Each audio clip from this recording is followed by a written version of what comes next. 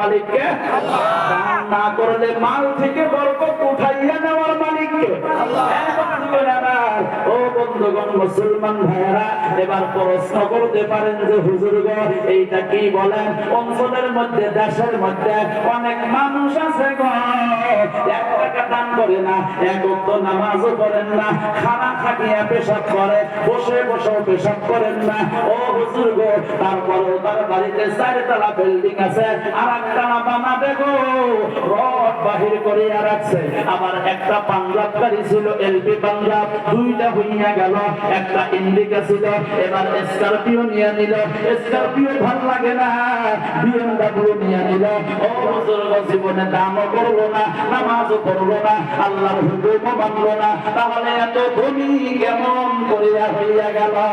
কিন্তু একজন মসজিদের ইমাম সাহেব, একজন মসজিদের মুয়াজ্জিন সাহেব, নাইবা মাদ্রাসার শিক্ষক মণ্ডলী, হুজুররা যারা আছে গো, 5 ওয়াক্ত নামাজ পড়ে, পারলে পকেট থেকে 2-4 টাকা দান করার জন্য চেষ্টা করে, কাউকে ঘুরাইয়া দেয় না। কেন দেয় না জানেননি? আল্লাহর নবীর বন্ধুগণ, এইটা সিফত ছিল। কোন ভিখারি যদি আল্লাহর নবীকে বলছেন, ও হুজুর গো, আমার কিছু নাই, খাওয়ার জন্য কিছু দিয়ে দেন, আল্লাহর নবী পকেটের মধ্যে হাতটা ঢুকাইয়া দিত। যদি কিছু থাকতো গো, দেওয়ার জন্য চেষ্টা করব, আর যদি না থাকতো, বলে নাই আমি দেব না, এমন কথা বলেন নাই, বলছে পরে আল্লাহ দিয়া দিব। সুবহানাল্লাহ বলেন, পরে আল্লাহ দিয়া দিব, এই কথা বলেন নাই, দেব না, দেব না।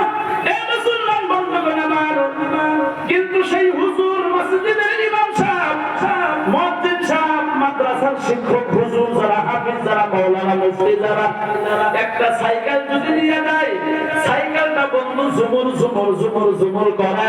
আমার বন্ধুগণ, বেল ট্রিং ট্রিং বেল দেওয়ার প্রয়োজন নাই। সন্ন্যতে যারা থাকে আগে বুঝতে পারে, অমক মুন্সিবারা মনে হয় আইতাছে। জোরে বলেন কথা ঠিক কি নয়? তাহলে বুঝলাম কেমন করে? 5 ওয়াক্ত নামাজও পড়ে, দান খয়রাত করে, আবার ফেরা উলামায়ে কেরামদেরকে সম্মানও করে, ইজ্জত করে, 1 ওয়াক্ত নামাজও বাদ দেয় না। হঠাৎ করিয়া যদি কাজা হয়, আদায় করিয়া নাই, তারপরে এত গরিব, কিন্তু জীবনে 1 টাকা দান করলো না, নামাজও পড়লো না, বসিয়া পেশাব করে না, দাঁড়াইয়া দাঁড়াইয়া করে, ওই মানুষটা এত ধনী কেমন করিয়া হলো? তাহলে কেমন করিয়া বুঝবো? দান করলে মালে বরকত দেয় আল্লাহ, না করলে মাল থেকে বরকত উঠাইয়া দেয় আমার আল্লাহ। এটা কেমন করিয়া বুঝবো?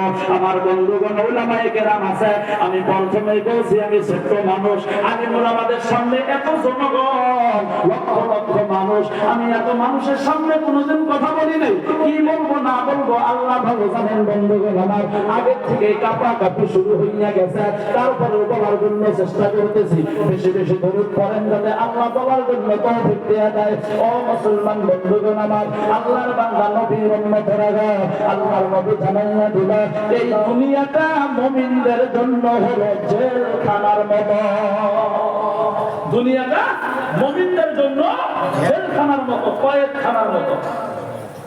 আখিরাত মুমিনদের জন্য আমার বন্ধুগণ আরামদায়ক জায়গা, জান্নাত, আজীবন আরাম, আরাম, আরাম, আরাম। আমার বন্ধুগণ, দুনিয়াটা কাফির, বেঈমান, মুশরিক, বেদিনদের জন্য হলো বন্ধু আরামের জায়গা, জান্নাতের মতো। কিন্তু কঠিন কিয়ামতের দিন আল্লাহ বন্ধুগণ তাদেরকে অত্যন্ত কষ্টের মধ্যে রাখবে। এই বন্ধুগণ আমার, মুসলমান ভাইয়েরা, ও বন্ধুগণ, নমরুদ অত্যন্ত ধনী মানুষ ছিল, এত ধনী হইয়া গেল আমার বন্ধুগণ, আমার ভাইয়েরা, অবশেষে এমন হইয়া গেল, আমার বন্ধু নিজেকে আল্লাহ দাবি করিয়া বসল। আল্লাহ তাআলা নমরুদকে আল্লাহগিরি শিক্ষা দিয়ে দিলেন। একটা অসুস্থ মশা, অসুস্থ মশা বলেন নাকি বলেন আপনারা?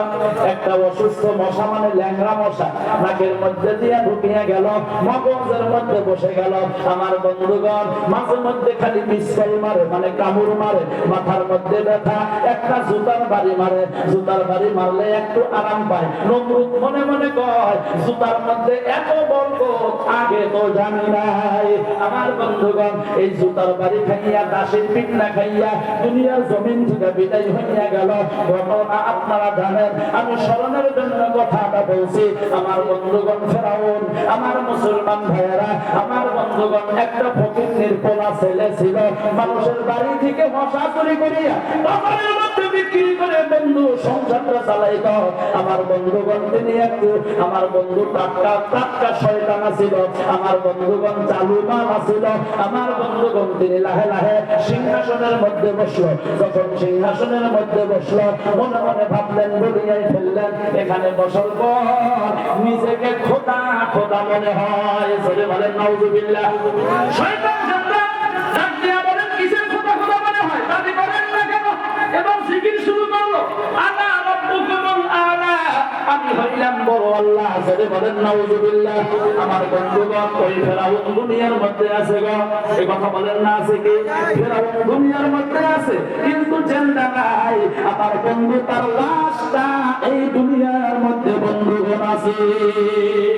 এই মুসলমান বন্ধুগণ আমার, আল্লাহর বান্দা নবীর উম্মতেরা, ফেরাউন যে সিংহাসনের মধ্যে বসলো, আমার বন্ধুগণ ওই সিংহাসনের ওজন আছিল বন্ধুগণ 16 কুইন্টাল। জোরে বলেন কত কুইন্টাল?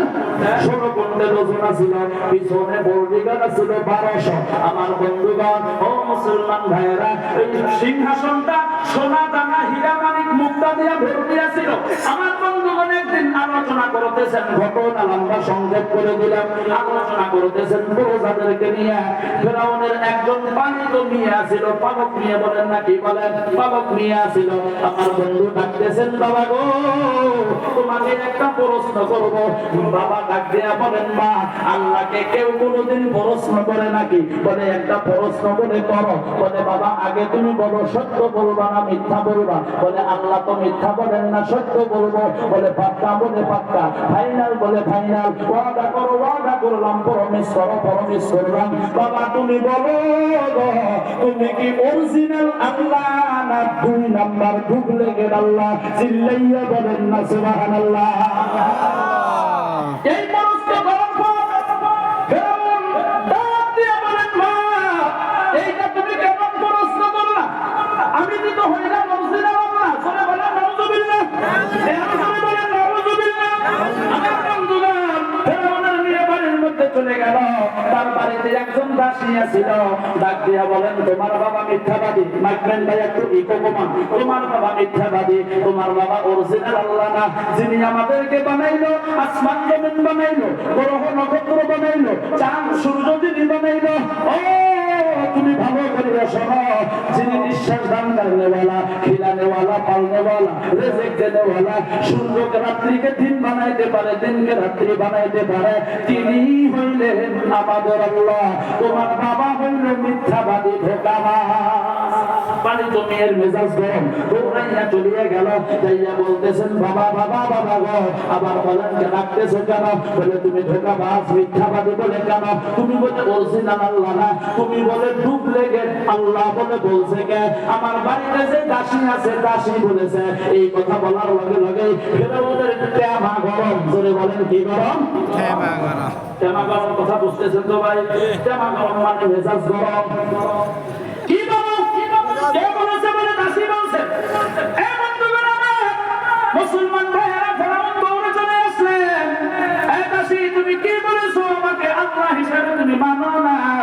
বলে তোমাকে আল্লাহ হিসাবে আমি মানি না, কোনদিন মানি নাই, মানবো না। জোরে বলেন না সুবহানাল্লাহ। আমার বন্ধুগণ মুসলমান ভাইয়েরা, কোলের মধ্যে ছোট্ট শিশু ছিল। একটা কারায় আনা হলো, তেল ঢেলে দেওয়া হলো, তামাক গরম করা হলো। আমার বন্ধুগণ ওই সন্তানকে তেলের মধ্যে ছেড়ে দিবে। এমন সময় ফেরাউন ডাক দিয়া বলে, এখনো সময় আছে, তুমি বলো আমাকে আল্লাহ হিসাবে তুমি মানো কি মানো না? বলে কোনদিন মানি নাই, বর্তমানও মানি না, ভবিষ্যতেও মানবো না, মানবো না। আমার বন্ধুগণ এই সময় বললেন, দেখো তোমার সন্তানকে কিন্তু তেলের মধ্যে ছেড়ে দিয়ে মারবো। আমার বন্ধুগণ দাসী ডাক দিয়া বলে, ফেরাউন আমার যদি এই মতো হাজার সন্তান থাকতো, একজন একজন করে যদি তুমি এই মতো তেলের মধ্যে ছেড়ে দিয়ে যদি একজন একজন করে আমার দাও, তারপরেও তোমাকে আমি আল্লাহ হিসাবে মানবো না। একটা জবান বন্ধ রাখবেন না, চিল্লাইয়া জোরে বলেন সুবহানাল্লাহ। আমার মুসলমান ভাইরা তাদের মধ্যে ছেড়ে দেওয়া হলো। আমার বন্ধু মা কোনটার মধ্যে চোখের মধ্যে পানি টলমল করতেছে, গাড়ি আওয়াজ আসিয়া গেল, ডাক দিয়ে বলতেছেন মা মা মা মা মা মা মা গো, তুমি কান্দো কেন, কান্দো কেন?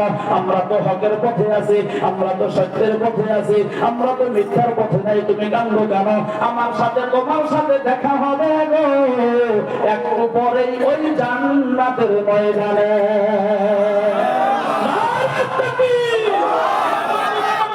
একবার চিল্লাইয়া বলেন, ওই ফেরাউন দুনিয়ার মধ্যে আছে গো? ফেরাউনটা নাই, কিন্তু তার লাশটা আছে। আমার বন্ধু লোহিত সাগরের মধ্যে, যেটা নীল নদী আমরা বলি লোহিত সাগর, আমার বন্ধুগণ রাস্তা কিন্তু একটা, রাস্তা কয়টা? রাস্তা একটা। আমার বন্ধু